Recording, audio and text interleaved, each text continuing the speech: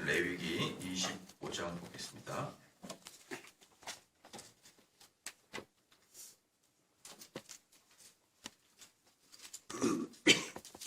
레위기 25장 23절 말씀부터 38절 말씀까지 하겠습니다. 레위기 25장 23절에서 38절까지 하겠습니다. 한 절씩 교독하시겠습니다. 토지를 영영히 팔지 말 것은 토지는 다 내 것임이라. 너희는 나그네요 우고하는 자로서 나와 함께 있느니라. 너희 기업이 온 땅에서 그 토지 무르기를 허락할지니 만일 너희 형제가 가난하여 그 기업 얼마를 팔았으면 그 근족이 와서 동족에 판 것을 물을 것이요. 만일 없고 자기가 부유하게 되어 물을 힘이 없거든 그 판 해를 계수하여 그 남은 값을 산 자에게 주고 그 기업으로 돌아갈 것이니라. 그러나 자기가 물을 힘이 없으면 그 판 것이 신년이 이르기까지 산자의 성에 있다가 신년에 미쳐 세웠으니 그가 곧 그 기업으로 돌아갈 것이니라. 성벽에 있는 성내의 가옥을 팔았으면 판지 만 1년 안에는 물을 수 있나니 곧 그 기한 안에 물으려니와. 신년 내에 물이지 못하면 그 성읍 가옥은 산자의 소유로 확정되어 대대로 영원히 그에게 속하고 신년에라도 돌려보내지 아니할 것이니라. 그러나 성벽이 들리지 아니한 촌락의 가옥은 나라의 전토 일례로 물러주기도 할 것이요 희년에 돌려보내기도 할 것이니라. 레위 족속의 성읍 곧 그 기업의 성읍의 가옥은 레위 사람이 언제든지 물을 수 있으나 레위 사람이 만일 물지 아니하면 그 기업된 성읍의 판 가옥은 희년에 돌려보낼지니 대저 레위 사람의 성읍의 가옥은 이스라엘 자손 중에서 얻은 기업이 됨이라. 그러나 그 성읍이 그 사용은 팔지 못하니라. 내 동족이 비난하게 되어 빈손으로 내 곁에 있거든 너는 그를 도와 객이나 우고하는 자처럼 너와 함께 생활하게 되되 너는 그에게 이삭을 취하지 말고 내 하나님 중에 외우려 너와 함께 생활하게 할 것이니 너는 그에게 이식을 위하여 돈을 꾸이지 말고 이익을 위하여 식물을 꾸이지 말라. 나는 너희 하나님이 되려고 또는 가나안 땅으로 너희에게 주려고 애굽 땅에서 너희를 인도하려는 너희 하나님 여호와니라. 아멘. 이제 신년에 대한 두 번째로 계속 말씀을 드리겠습니다. 왜 희년을 해야 되느냐? 그리고 그 희년의 철학적 근거, 신학적 근거가 무엇이냐? 23절 있죠. 토지를 영영히 팔지 말 것은 토지는 다 내 것임이라. 이 토지는 누구 것이라고요? 여호와 하나님의 것이라. 너희는 나그네요 우고하는 자로서 나와 함께 있느니라. 강원도에 가면은 강원도 양양에 가면은 라볼이라는 데가 있거든요. 라볼에 가면은 큰 돌에다가 써 있어요. 토지는 다 내 것입니다. 신년의 정신을 하겠다는 것이죠. 토지 다 내 것이죠. 그래서 이제 이 토지는 원래는 하나님의 것인데 그러면 너희들은 누구냐? 그 하나님이 주신 은총의 땅에서 잠시 우거하고 간 나그네와 같은 자다 이 말이에요. 이 땅은 너희 것이 아니고 하나님이 주신 것이고요. 그래서 이제 이스라엘 지파에게 12지파에게 하나님께서 그 할당을 하셨잖아요. 가나안 땅에 들어갈 때 다 이렇게 할당을 해주셨거든요. 모든 지파에게. 그 지파 안에 있는 또 모든 족속들에게 각자에게 할당을 해줬어요. 지난번에 제가 중국 이야기 해드렸잖아요. 너무나 중국은 여기랑 중국 갔다 오니까 너무 이게 이해가 되는 거예요. 각자 개인에게 땅을 다 국가에서 할당을 해주는 거죠. 개인. 그러니까 모든 공산당은 마찬가지예요. 모든 공산당은 그 토지 자체가 전부 다 그 일당 독재물 그 사람 거죠. 그러면은 북한은 누굴 걸까요? 전체가 김정은일 거예요. 전체가 김정은. 북한 땅 전체가 김정은 거죠. 그러니까 북한 사람들은 수령 아바이 동지를 존경하고 아버지라고 이렇게 표현하고 그런 거예요. 그 땅을 줬으니 얼마나 감사합니까? 그래서 그 공산당을 생각하게 되면은 너무나 이해가 된다. 그래서 12지파에게 주고 너희들은 이제 죽으면은 이제 뭡니까? 그 땅을 다시 하나님께 내놓고 가듯이 또 공산당도 죽으면은 다시 국가의 소유가 되죠. 그러나 또 아무런 또 문제가 없으면 그 자녀가 또 그 대를 이어서 그 토지를 또 경작하니까 공산당은 어쩔 수 없이 국가에 충성할 수밖에 없다. 이제 제가 지난 시간에 말씀드렸듯이 그런데 그 희년이라는 제도가 이스라엘 백성들에게서도 이루어지지 않았단 말이에요. 실질적으로. 상상적으로는 돼요. 상식적, 이성적으로는 야 이렇게 하면 정말 행복하겠구나 이렇게 되는데 실제로 그 하나님이 토지를 주시고 나는 그 주신 토지 안에서 잠시 경작하다가 하나님으로 가는 그런 나그네와 같은 존재다. 이런 개념을 안 간다니까 이스라엘 백성들도. 그렇기 때문에 하나님을 믿는 이스라엘 백성들도 이 희년의 제도를 따라서 토지를 경작하지 못하는데 하물며 공산당이 강제적으로 토지를 국가가 되고 그 토지를 소유 단지 그 사람 소유만 하고 원 경작지는 원 소유지는 국가다.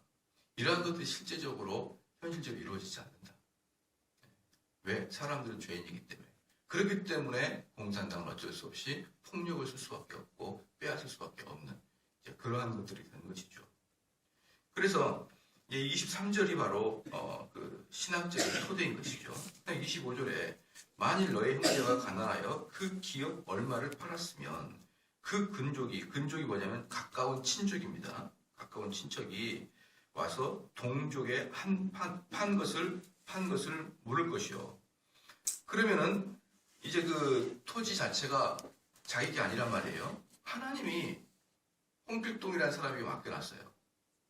그러면 그 사람이 쉽게 말하면은 그 토지의 경작권을 가지고 있는 사람이 어떤 빚을 져서 그 토지를 넘길 수밖에 없게 된다. 그러면 가까운 친척부터 그것을 사줘서 다시 물러줘라 이 말입니다.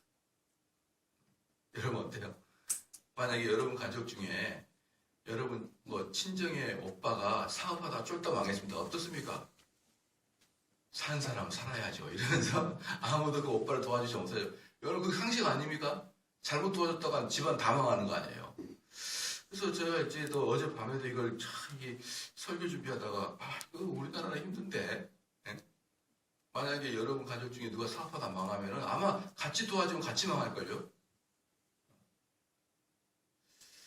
그리고 또 한 사람이 망해서 몇 명이서 같이 돕다가 그러면 얼마나 그 사람을 또 원망할까요? 없을 때.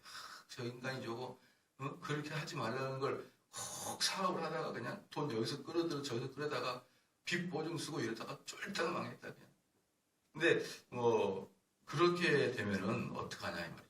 그런데 이제 여기서 25절에는 만일 이때 너희 형제가 가난하여 그 기업 얼마를 팔았다면 그 근족이 와서 동족에 판 것을 물을 것이요.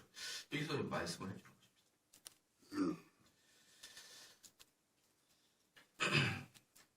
그리고 그런데 이제 27절에 그런데 이제 뭐냐면 그 판해를 계수하여 그 남은 값을 산자에게 주고 그 기업으로 돌아갈 것이냐. 이게 뭐냐 그러면 친족 중에 쫄딱 망했다.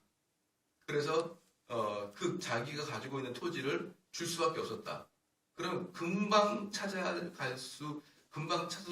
주면 좋겠는데, 금방 물려주면 좋겠는데, 그러지 못하면은 좀 기다렸다가라도 개수를 한 다음에, 지난번에 말씀드렸죠. 희년이 가까울수록 그 토지는 싸진다 그랬잖아요. 그럼 희년이 가까울수록 싸지니까, 그러면 좀 더 처음에는 무르기에 힘들면 좀 놔뒀다가 희년이 가까워지면은 그 개수해가지고 사줘라.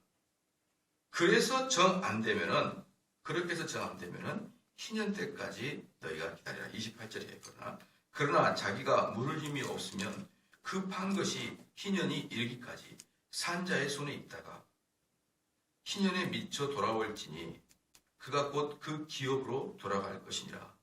그러니까 궁극적으로는 사람이 그 내 친족을 다 이제 위하다가 그래도 힘이 붙이면 궁극적으로 하나님이 돕는다는 거예요.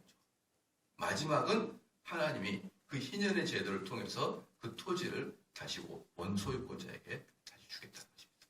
그러니까 어떤 겁니까? 어느 누구도 망하지 않게 하는 것이 하나님의 뜻이에요. 어느 누구도 완전하게 망하지 않게 하는 것이. 그 다음에 이제 29절에서 33절까지는 레위 지파로 나온 건데 그 비슷한 것입니다. 비슷한 것이고요. 36절부터 37절을 보면요. 36절 39면 내 동족이 빈한하게 되어 빈손으로 내 곁에 있거든 너는 그를 도와 객이나 우구하는 자처럼 너와 함께 생활하게 하되. 이게 무슨 말이냐면 객이나 우구하는 자에게 이스라엘 백성에게는 선대하라는 그런 명령을 하셨잖아요. 가난한 자에게 돕고 그것처럼 너희 친족들도 객이나 우구하는 자처럼 그렇게 성실하게 도우라는 것이죠. 성실하게 도우라. 그리고 너는 그에게 이식을 취하지 말고 내 하나님을 경외하여 내 형제로 너와 함께 생활하게 할 것인지. 지금 무슨 말입니까? 가난한 자에게는 이자 받지 말라는 거예요. 가난한 자에게 이자 받지 말라. 아예 37절에 너는 그에게 이식을 위하여 돈을 꾸이지 말고 그 이익을 위하여 식물을 꾸이지 말라. 가난한 자에게는 돈을 꾸어주되 이자 받지 말라고 아예 우리로 말하면 헌법에다가 딱 넣어버렸어요. 헌법에다가. 그래서 이 어떠한 그 책을 통해서도 가난한 자에게 이자 받지 말라고 쓴 것은 성경밖에 없습니다. 고대 근동의 문서부터 옛날 문서부터 현대에 이르기까지 가난한 자에게 돈을 꿔줄 때 이자 받으려고 꿔주지 말라라고 아예 레위기에 딱 해놨습니다. 38절에 나는 너희 하나님이 되려고 또는 가나안 땅으로 너희에게 주려고 애굽 땅에서 너희를 인도하여낸 너희 하나님 여호와니라. 내가 너희를 구원했다. 나를 보고 내가 너희들을 어떻게 다루는지 보고 너희는 가난한 자를 위해서 꾸지 말라. 사랑하는 성도 여러분, 그러면 이 가난한 자에게 이자를 받지 말고 꿔줘라. 이것은 기본적으로 가난한 자에게는 기부해라. 기부해라. 줘라. 쉽게 말하면 가난한 자에게는 가난한 친족이에요. 친족. 가난한 자에게는 돈을 꿔주되 그 기본적인 행위가 자선행위라는 뜻입니다. 자선행위. 그래서 그 돈의 이자를 받지 않는다. 이 뜻은 뭐예요? 언제까지 갚아도 된다 이 말입니다. 네가 회복될 때 갚아라. 만약에 이자를 준다. 그럼 어때요? 빨리 하루속히 갚고 싶죠. 이자가 나가니까. 근데 이자가 안 나가면 어떻습니까? 천천히 갚아라 이 말이에요. 천천히 갚아라. 그래서 가난한 자에게 꾸어주는 것은 기본적인 전제 조건이 자선행위인 것입니다. 자선행위. 그러면 우리 믿는 자들은 이자 놀이를 하면 된다 안 된다? 신명기서를 한번 보겠습니다. 신명기 23장입니다.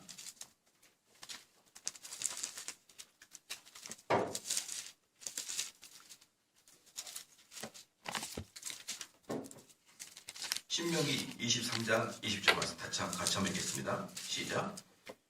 타국인에게 내가 꾸이면 이식을 취하여 가난한 언니와 너희 형제에게 꾸이거든 이식을 취하지 말라. 그리하면 내 하나님 여호와께서 내게 들어가서 얻을 땅에서 내 손으로 하는 봉사를 복을 매기시리라. 타국인에게는 이자를 받아라. 부자에게 이자 받아라. 그러나 가난한 네 형제에게는 이자 받지 말라. 이 뜻이에요. 그러니까 당연히 우리는 돈을 빌려줬으면 이자를 받아야죠. 그리스도인이기 때문에 이자를 받지 않아. 그건 얼토당토 하는 말이에요. 받아야 됩니다. 받아야 되는데 가끔 보면은 그리스도인들은 이자 놀이를 하면 안 된다. 그렇게 말을 하는 사람도 있어요. 아니에요. 얼마든지 이자를 받아야 되죠. 그러나 고리대금업처럼 가난한 자에게 막 이자를 얻어서 부자가 되기 위해서 이자 얻기 위한 돈놀이 하는 것은 성경에서는 금지하고 있습니다. 그게 아니고 그래도 정당한 돈을 빌렸으면 정당한 이자는 받아야 되는 게 합당한 것입니다.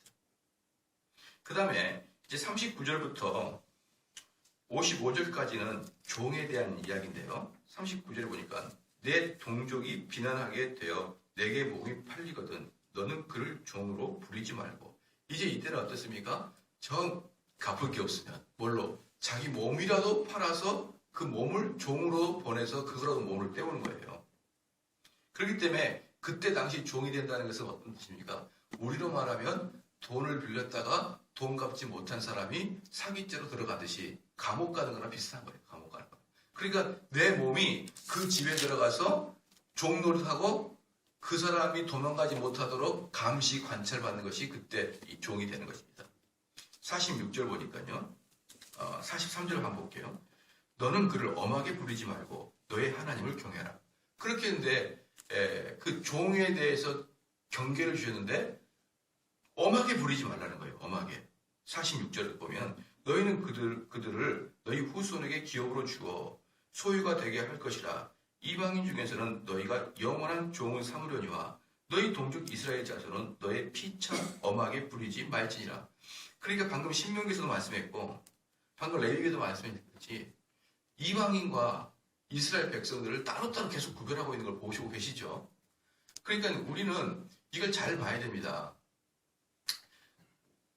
교회 안에 있는 사람들의 가난한 자를 먼저 도와야 되는 거예요. 교회 밖의 가난한 자보다.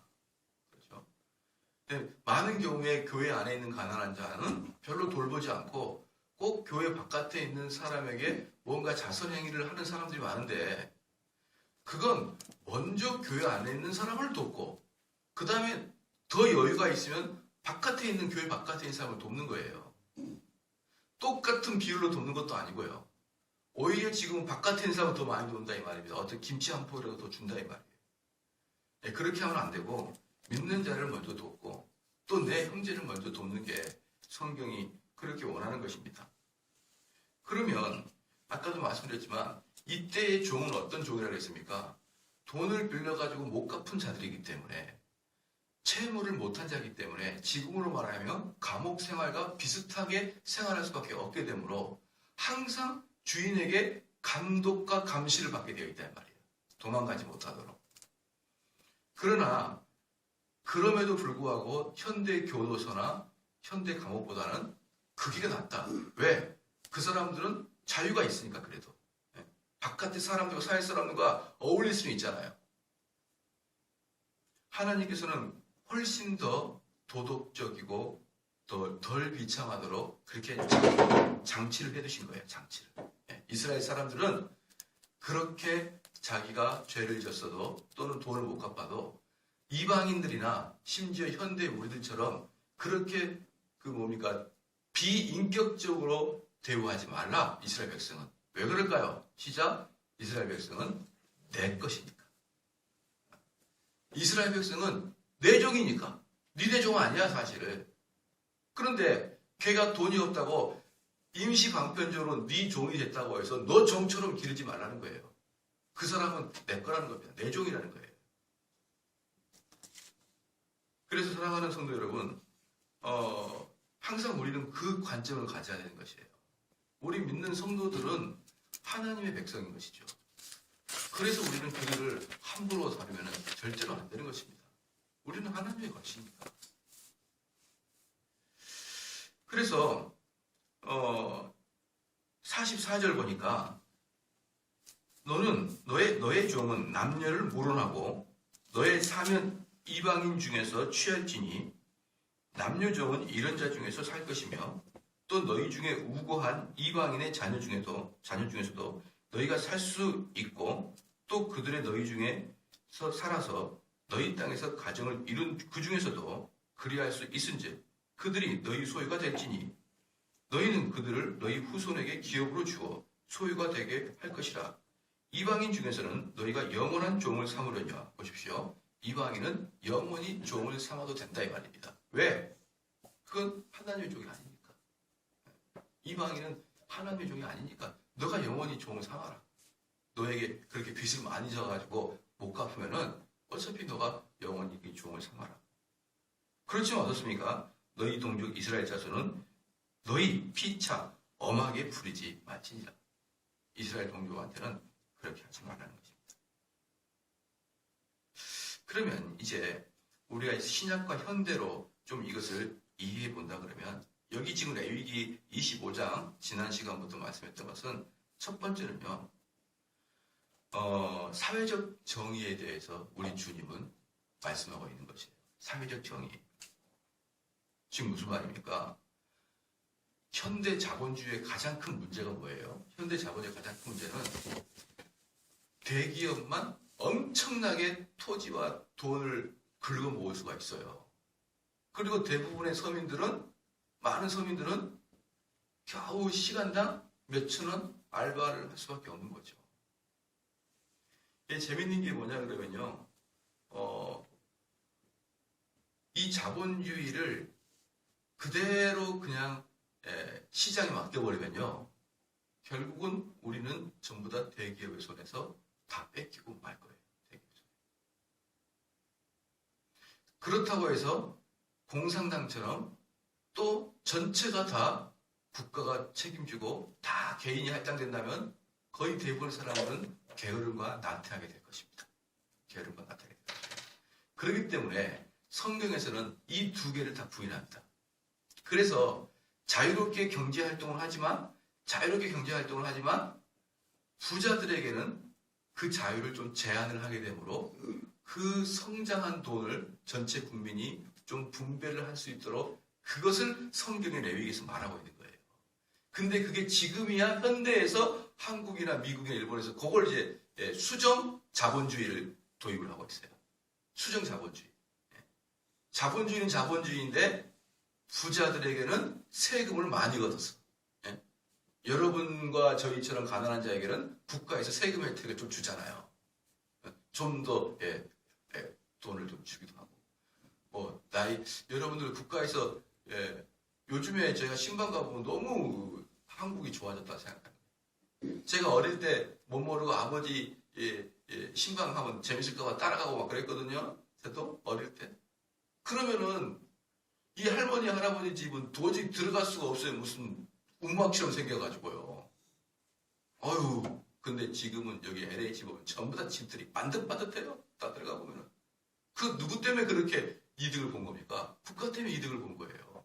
만약에 여러분 국가에서 그렇게 지어주지 않으면 운막 비슷한 거 쳐가지고 들어가고 말해서 그럴 분들이 많아요.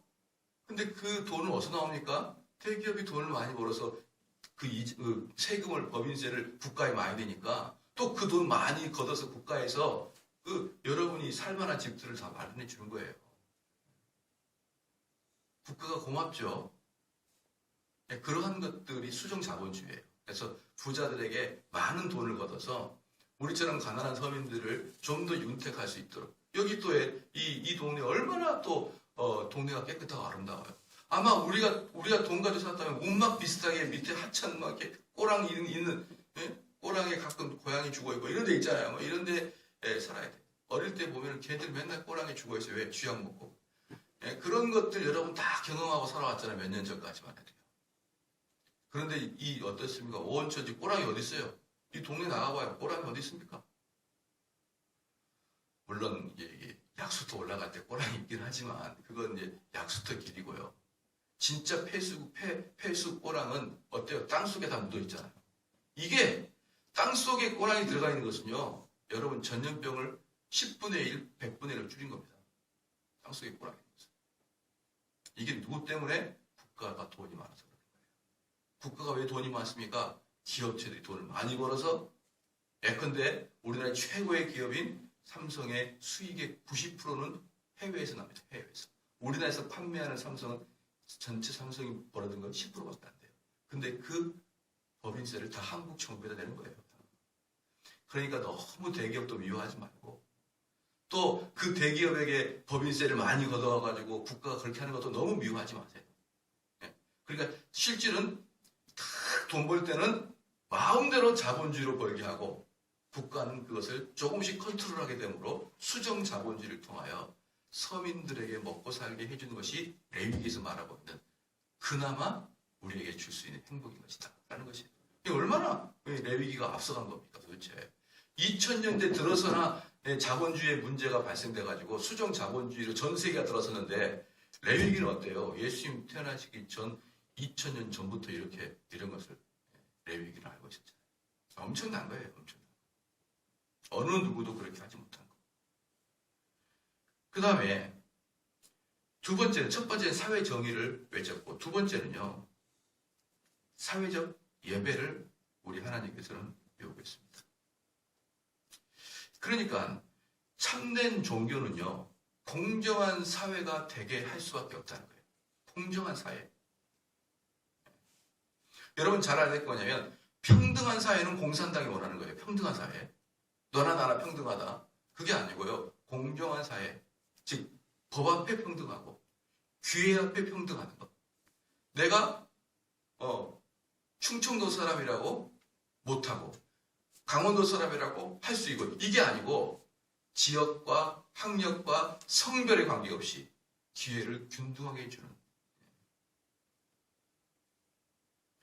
저는 이 기회를 균등하게 준다는 차원에서 아마 지금은 좀 많이 하는데 나이의 제한도 풀어야 된다고 생각해요. 나이의 제한도. 그래서 예전에는 대기업 들어가려고 그러면은 나이 때문에 원수도 못 넣은 사람이 수두룩 복직했습니다. 저희가 대학 졸업할 때. 그 사람은 도서관에서 아무리 토플 시험, 토익 시험 학점 많이 나보십시오. 나이 제한 넘어가면은 원서도 못 내밀어요. 그건 너무나 잔인한 일이에요. 그건 공정하지 않다. 나이 먹은 것도 억울한데 원서도 못 내민다 그러면 얼마나 억울하겠습니까? 그래서 사회적 예배입니다. 즉 참된 종교는 공정한 사회를 반대하지 않고 그것을 추구해야 된다. 그러니까 여러분들이 그리스도인에서 어때요? 사회적 정의, 사회적 예배, 즉 공정함 이것들이 이 사회가 잘 진행이 되는지를 우리 그리스도인들은 항상 보고 있어야 되는 거예요. 항상 보고 있어야 돼요. 이건 불공정한 사회다. 이것은 정의롭지 못한 사회다. 라고 성도들은 외칠 수가 있어야 됩니다. 그 다음에 인격적 가치입니다. 레위기 19장 봐볼까요? 레위기 19장. 세 번째는 인격적 가치인데요. 레위기 19장 18절 말씀이에요. 레위기 19장 18절 말씀. 자, 같이 한번 읽을게요. 시작. 원수를 갚지 말며 동포를 원망하지 말며 이웃사랑하기를 내 몸같이 하라. 나는 여호와자. 이게 희년의 정신이거든요. 이웃사랑하기를 내 몸같이 하라. 이게 뭡니까? 신약 성경에 수많은 사도들과 예수님이 하신 말씀이잖아요. 그러니까 지금 그 예수님이 하신 말씀, 내 이웃을 내 몸과 같이 사랑하라. 이 말씀은요, 어떤 말씀이냐면 희년을 이루라. 희년을 이루라. 그렇죠? 희년을 이루라는 게 무엇입니까? 가난한 자를 도우라는 것이죠. 그럼 가난한 자를 도우라는 게 무엇입니까? 그 밑에 있는 신학은 뭐예요? 너도 이 땅에 나그네다 이 말이에요.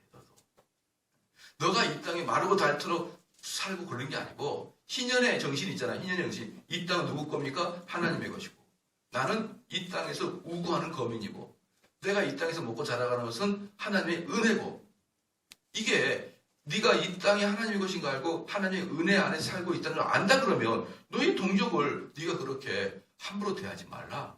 이게 전체 희년의 정신이거든요. 그걸 지금 우리 예수님께서 말씀하시는 거예요. 네 이웃을 내 몸처럼 사랑하라. 이것은 내 이웃한테 잘하는 뜻이 또 포함되어 있지만 좀 더 성경적으로 말한다 그러면 너 안에서 희년을 기억하고 실천하라. 이런 뜻인 것입니다. 마지막에 세 번째 메시아의 모욕입니다. 메시아의 모욕. 마지막 네 번째 메시아의 모욕입니다. 오늘 25장 10절 말씀 해볼게요. 25장 10절 말씀에 이제 이것도 희년의 규례죠. 희년의 규례 25장 10절 말씀에 제 50년을 거룩하게 하여 그렇죠. 50년을 거룩하게 하니까 희년이죠. 전국 거민에게 자유를 공표하라. 그렇죠. 여기 이 자유라는 뜻이 데로르라는 히브리 말이에요. 데로르. 그럼 이 자유랑 똑같이 쓴 게 어디냐? 이사야서 61장 1절입니다. 보겠습니다. 이사야서 61장 1절.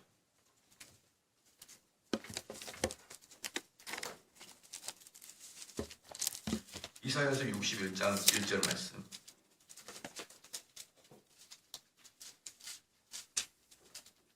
같이 한번 읽을게요. 시작. 주 여호와의 신이 내게 임하였으니 이는 여호와께서 내게 기름을 부으사 가난한 자에게 아름다운 소식을 전하려 하심이라. 나를 보내사 마음이 상한 자를 고치며 포로된 자에게 자유를. 여기서 자유가 방금 레위기의 25장 10절에 나와 있는 데로르입니다. 데로르. 포로된 자에게 자유를, 갇힌 자에게 노임을 전파하여. 이게 데로르예요. 그러니까 지금 데로르가 레위기 25장에 나와 있고 이사야서 61장 1절에 자유가 나왔는데 이 자유에 나오는 출처는 뭐예요? 희년에서 나와요. 희년. 그러니까 이 마음이 상한 희년은 어떤 거냐? 마음이 상한 자를 고치며 포로된 자에게 자유를 선포하는 게 희년인 것이에요. 그럼 이것을 그대로 사용하는 성경이 어디냐? 누가복음 4장을 보봅시다. 누가복음 4장 18절. 누가복음 4장 18절.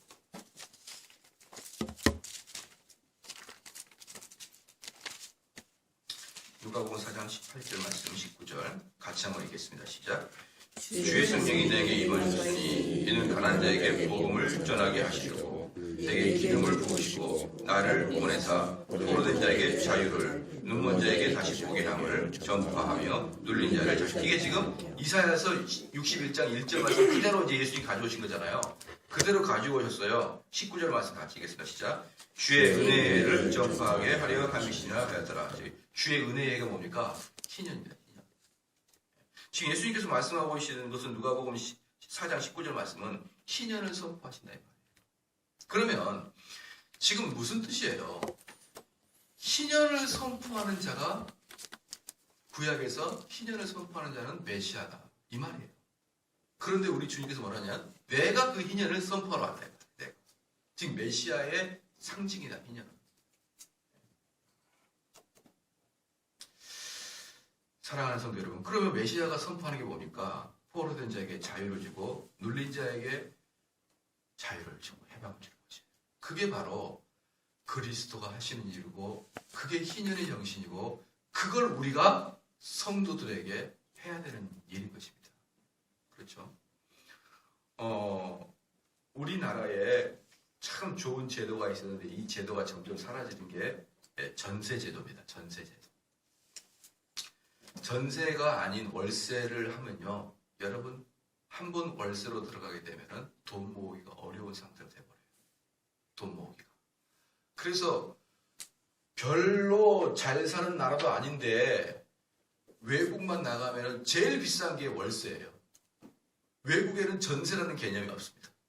그래서 얼마 전에 영국 사람이 우리나라에 살면서 우리나라의 제도 중에 최고 좋은 게 전세제도. 물론 집을 갖고 있는 사람 입장에서는 좀 안 좋죠. 월세를 받아야 용돈이라 들어오는데 근데 집 없는 사람에게는 전세만큼 돈을 모을 수 있는 그런 게 없어요. 전세만큼. 그래서 영국 사람이 우리나라 살아보고 한국의 전세는 가난한 자가 돈을 모을 수 있는 구조다. 이렇게 글을 썼는데 역으로 우리나라는 이미 전세는 사라지고 거의 월세로 바뀌어가고 있어요. 이게 참 좀 안타깝다. 근데 또 집을 갖고 있는 사람 입장의 마음은 이해가 또 안 되는 바가 아니거든요.